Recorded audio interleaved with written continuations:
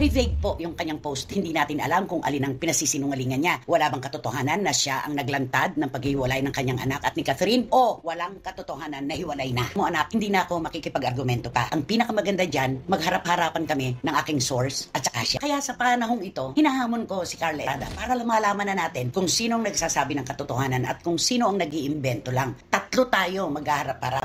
Christopher Min hinamon si Carla Estrada.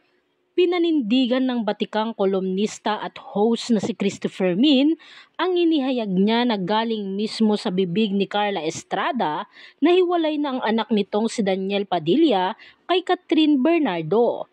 Sa kanyang online talk show na Showbiz Now na, hinamon din ni Christy si Carla na harapin siya at ang kanyang source. Ang personalidad na pinagkwentuhan ng aktres at TV host ukol sa status ng relasyon ni na Daniel at Catherine. Anya, hindi na ako makikipag-argumento pa. Ang pinakamaganda dyan, magharap-harapan kami ng aking source at saka siya.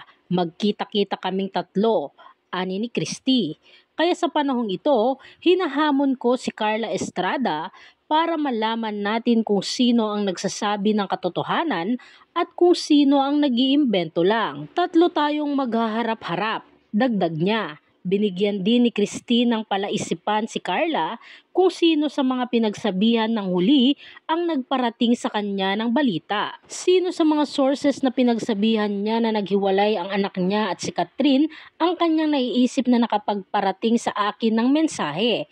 Tanong ng kolumnista. Sa ngayon, ang hindi niya malaman sino sa mga sources o sino sa mga kaibigan niyang pinagsabihan ang nakapagparating sa atin ng kwento. Wika pa niya. Matatandaan, mabilis na pinabulaanan ni Carla Estrada ang umano'y naging pahayag ni Christopher Min patungkol umano sa hiwalayan ni Catherine Bernardo at Daniel Padilla. Ito ay matapos na ihayag ni Christy na hiwalay na ang dalawa gayong si Carla raw ang nagkumpirma sa isa nitong kaibigan. Sa kanyang Facebook page, agad na pinabulaanan ito ni Carla Estrada. Anya, ito po ay walang katotohanan. Kailanman ay hindi ko panghihimasukan o pangungunahan ang personal na buhay ng mga anak ko. Ani ni Carla sa kanyang post kung saan naibahagi ang artikulong naglalaman ng ulat ukol sa naging pahayag ni Christopher Min. Narito naman ang ilang komento ng mga netizens.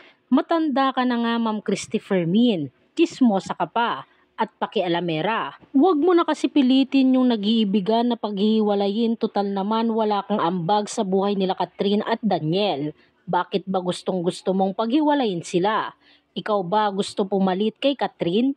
Wala na utak nitong matandang to. Malapit na nga pumanaw, ganyan pa pananaw mo sa buhay.